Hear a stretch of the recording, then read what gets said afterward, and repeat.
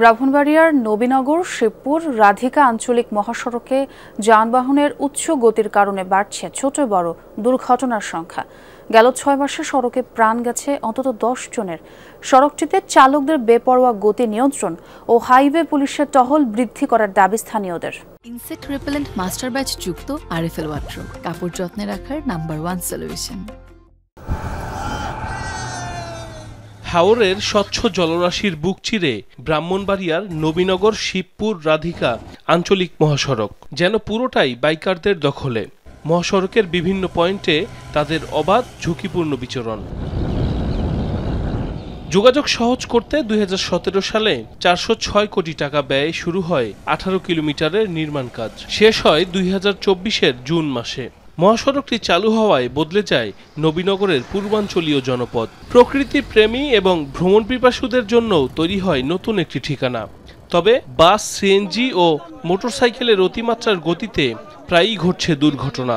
নতুন রোড পায়া কোনো বাঙ্গাছিরে নাই, টানে এই টানার কারণে অসুবিধাটা আর কি। ফুল স্পিডে টানে, এই টানার কারণে অসুবিধা। অতিরিক্ত স্পিডে ড্রাইভ করে যার আর কি, তো অনেক সময় দেখা যায় কন্ট্রোলে থাকে না, সেই কারণে অ্যাক্সিডেন্ট হয় আর কি। ড্রাইভারের সচেতন হওয়া দরকার, এরা তো সচেতন হইতেছে না। এরা মনে করছে পাইছি রোড পাইছি, ফ্রি পাইছি, টানি কীভাবে চালাইব ওরা নিজেও কইতে না। এমনভাবে ঘুরতে গেছে আপনি মনে করেন ইয়া করে, হ্যাঁ এটা তো যার যার হেরা যাইতেছে, মারা যাইতেছে। সড়কে যানবাহনের গতি নিয়ন্ত্রণে প্রয়োজনীয় ব্যবস্থা গ্রহণে জেলা প্রশাসকের কাছে আবেদন জানিয়েছে উপজেলা নির্বাহী অফিসার।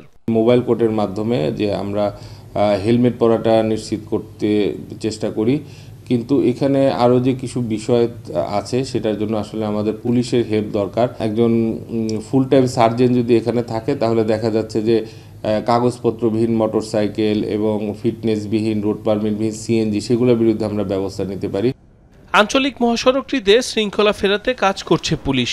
বাইকারদের নিয়ন্ত্রণে আইন প্রয়োগের পাশাপাশি পরিবার থেকেও সচেতনতার উপর গুরুত্ব দিলেন পুলিশ সুপার।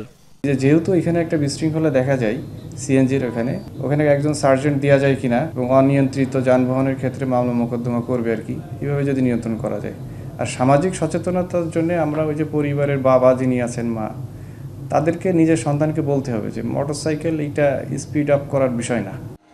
নবীনগর শিবপুর রাধিকা আঞ্চলিক মহাসড়কে যানবাহনের উচ্চ গতি নিয়ন্ত্রণে দ্রুত প্রয়োজনীয় পদক্ষেপ নেওয়ার দাবি স্থানীয়দের।